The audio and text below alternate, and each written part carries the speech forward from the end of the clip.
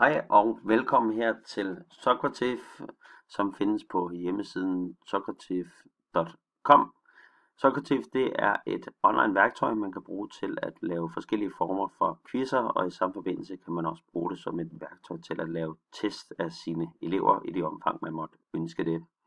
Lige nu befinder vi os på selve forsiden af Socrative, og det man skal gøre til at starte med, hvis man ikke allerede har en profil herinde på siden, jamen det er egentlig, at man trykker på Get Account. Og når man har trykket på Get Account, så får man to valgmuligheder. Den ene valgmulighed er, at man kan booke den gratis version af Socrative, og den anden er, at man kan gå ind og tage en mere pro-version og komme med noget betaling dertil. Det giver selvfølgelig en række ekstra features, forskellige funktioner, ting og sager, man kan tilføje til Socrative, men i udgangspunktet så er en gratis profil langt hen ad vejen rigtig fin og fungerer rigtig godt. Så tryk på Get Free. Når det er gjort det, så kan jeg se oppe i toppen, så er der tre ting, man skal igennem. Til at starte med skal man udfylde sin profil. Det handler om at opgive sit navn, sit efternavn, noget e-mail, en backup e-mail, eksempelvis hvis ens kodeord forsvinder, eller sker noget med mailen, så man har et backup der. Og selvfølgelig en adgangskode. Og nede i bunden, så er der to muligheder. Enten kan man trykke på ophæve, eller også kan man trykke på næste. Og der skal man huske at trykke på næste, for trykker man på ophæve, så fjerner den det, du har gang i her, og kaster ud på forsiden eller til den side, du lige har været på tidligere.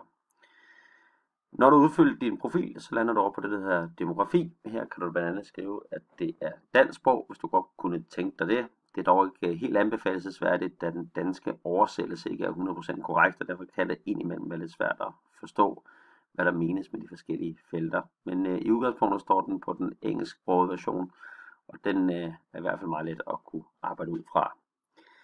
Når det er gjort det, så spørger den så til sidst om noget konto, og konto er udgangspunktet kun til, hvis man har en betalingskonto. Det vil sige, hvis man skal til at betale for at være en del af det her Socrative, så har man mulighed for at indtaste kontooplysninger og ting og sager på den sidste del her.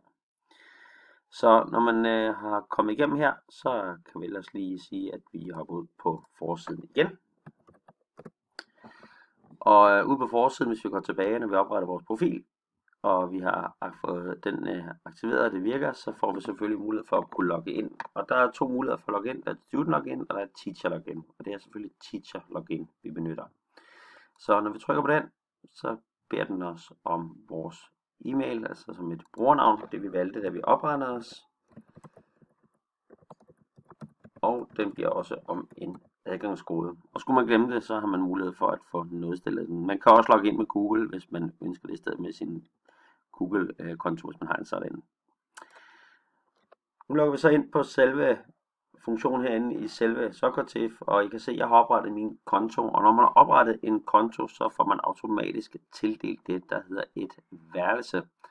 Og her ved fanebladet kan I netop se, at der står værelse, og derudover så står der også lancering, quizzer, rapporter og resultater. Inde på værelser, når man klikker på den, så kan man se, at herinde der står som standard, der står opgivet, at mit det hedder Vilstrup, det er mit efternavn, der er taget her. Og hvis jeg ønsker at forændre det, så kan jeg trykke på blyanten, og så ændre mit værelse her. En anden ting, man har mulighed for også, det er, at når man går på quizzer her, så kan man starte med add a quiz, det vil sige, at man kan lave en ny quiz. Og når man laver quizzen, så lander den hernede. Som I kan se, så ligger der allerede et par stykker i forvejen. Og hvis jeg trykker på add quiz, så kan jeg lave en ny. Og den kan jeg så kalde et quiznavn, og eksempelvis kan vi kalde den for test. Og så har jeg så mulighed for at tilføje nogle spørgsmål. Nu kan jeg se, at den står i udgangspunktet her som dansk. Har jeg lige sat den til med sproget her. Men der kan man trykke på flere valg, altså multiple choice spørgsmål. Klikker jeg på den, så er jeg mulighed for at så kunne trykke her, tilføje et billede, og jeg kan stille mit spørgsmål. Og så er jeg så mulighed for at angive nogle svarmuligheder hernedenunder. Og hvis nu jeg kun vil have 2 svarmuligheder, jamen så sletter jeg bare de øvrige. Og på samme måde kunne jeg godt tænke mig at have mere end 2, jamen så kan jeg add svar, altså tilføje et ekstra svar, og så er der mulighed for det. Og det der er det rigtige besvarelse, den kan jeg så trykke af, så den er markeret, det er den her, der er den rigtige. Og jeg har brug for at lave en uddybende forklaring til mine studerende, eller dem, der skal se den her quiz, så har jeg mulighed for det.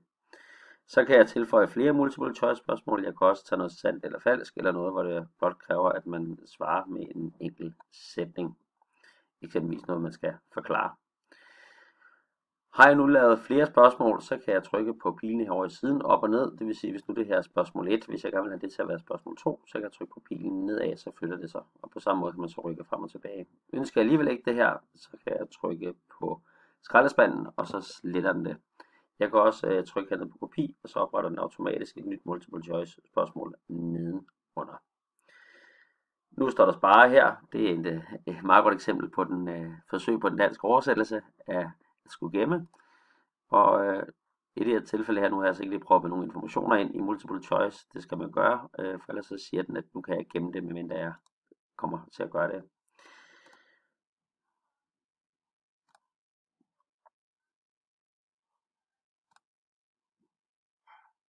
Nu går jeg vel ind igen her og viser en quiz, jeg allerede har lavet på forhånd. Og i den quiz, der kan jeg se heroppe, at der står aktiveret deling. Det vil sige, at heroppe, der skal jeg sørge for, at den står åben, så den er aktiveret, så jeg kan dele den med andre i det omfang, jeg måtte det.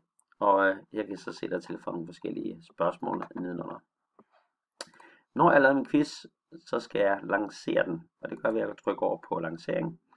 Og så skal jeg vælge lidt, jamen, hvad er det for en form for quiz, jeg kører nu her. Jamen, det er en almindelig quiz. Og den quiz, der er, jamen, der giver den mig så dem, jeg har gemt. Så der kan jeg tage ind i det, jeg har taget før. Trykker på næste. Og så er nogle forskellige valgmuligheder her, om hvorvidt eleverne skal svare på med det samme, om det er rigtigt eller forkert, om de skal have mulighed for at kunne først trykke på et svar, så trykke på et andet svar bagefter, hvordan det skal være.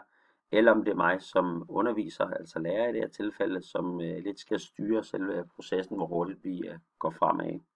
Og så er man også mulighed for, alt afhængig af hvilken version man vælger, og dels at kræve, at de skal skrive deres navn, eller spørgsmålet skal blandes, eller man skal vise, hvad det er for en final score, hvis det er for point for det her. Så der er altså forskellige muligheder at tilføje. Der findes også det, der hedder et rumskibsspil. I rumskibsspil kan jeg igen vælge min quiz fra før. Og så kan jeg sige, at jamen, nu er I på holdet her måske et vist antal personer. Jamen, så vælger jeg at sige, at jeg deler op i 5 teams. Og I kan selv lige vælge, hvad I skal være. Jeg kan også vælge at sige, at alle er en bjørn eller en bi eller en cykel, hvad det måtte være. Og nedsætningen her er så mulighed for at kunne tilføje noget nedsætning til. Det er dog en pro-funktion, og det vil I kunne se enkelte steder. Når der står det hjemme, så kræver det altså, at man har pro-login for at kunne benytte sig af det. Og ellers så kan man starte op, og så står der starte aktivitet, og det her det er så nogle rumskibe, der så ligger og kæmper mod hinanden. Og i det øjeblik, jeg sådan set har fået åbnet op her, jamen så er quizzen egentlig klar til at køre derud af. Og når quizzen er slut, når jeg har svaret, så kan jeg trykke op på slutte, og så afsluttes den.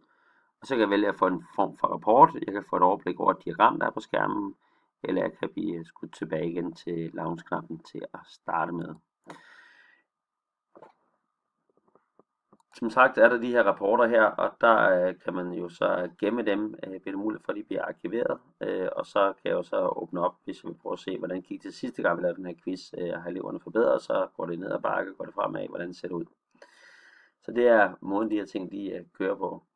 Man kan også, hvis der er quizzer, man ikke ønsker, kan man markere af, og så kan man slette dem. Herover står der fusionere. Det er en mulighed for at kunne fusionere nogle forskellige quiz, men det igen også en pro-funktion, som der altså heller ikke er tilgængelig i det her gratis version af Socrative.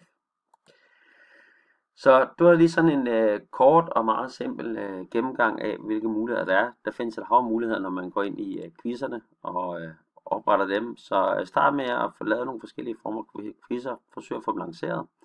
Og det der så sker, det er, at når I så har lavet jeres quiz, og I ønsker, at de studerende skal benytte sig af den, så beder man dem om at gå ind på den, der hedder socrative.com, og herinde er der det, der hedder Student Login. Og som I kan se heroppe i URL'en i toppen, så ændrer den så det heroppe, så der står b.socrative.com login student, så det er altså også en genvej, man kan give til dem, hvis man ønsker det. Og her står der så et værelsesnavn, og i det her tilfælde, jamen, der vil de så skulle logge på mit værelsesnavn, og som jeg viste til at starte med, så hedder det Vilstrup. Så det skal de skrive, og det skal de så tilslutte, og så skal de angive deres navn, for det bad jeg om, at det var et krav, hvis man skulle lave testen. Og når man har gjort det, jamen, så kommer testen op, og svarene kommer så, og her kan jeg se, at jeg er på hold blå, Og jeg kan som lærer så vælge at vise den oversigt, vi havde før i de forskellige rumskibe, og så kan teamsene ellers over for hinanden se, hvor godt man klarer sig, og man bevæger sig fremad. Men som sagt, det valg af muligheder er derhenne, så det er bare om at kaste sig ud i det. Og ellers så herinde under menu,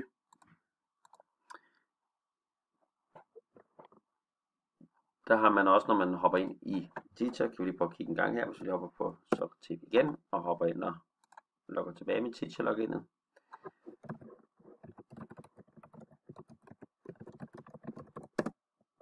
Så har jeg mulighed for heroppe under mit navn at få at kigge ind på min profil, hvis jeg skal rette noget, men jeg kan også trykke på hjælp, og herinde på hjælp, der findes der så også en masse gode vejledninger til lounge og quizzer og værelsesrapporter, fejlfinding og så videre.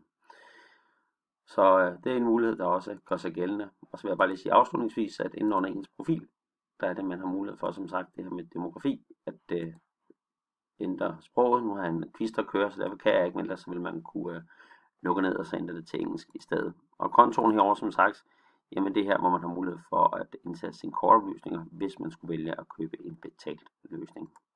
Så det var en kort intro til Socrative. Jeg håber, I kan bruge den. Og ellers er det bare at dykke ned i de forskellige muligheder. Rigtig god fornøjelse.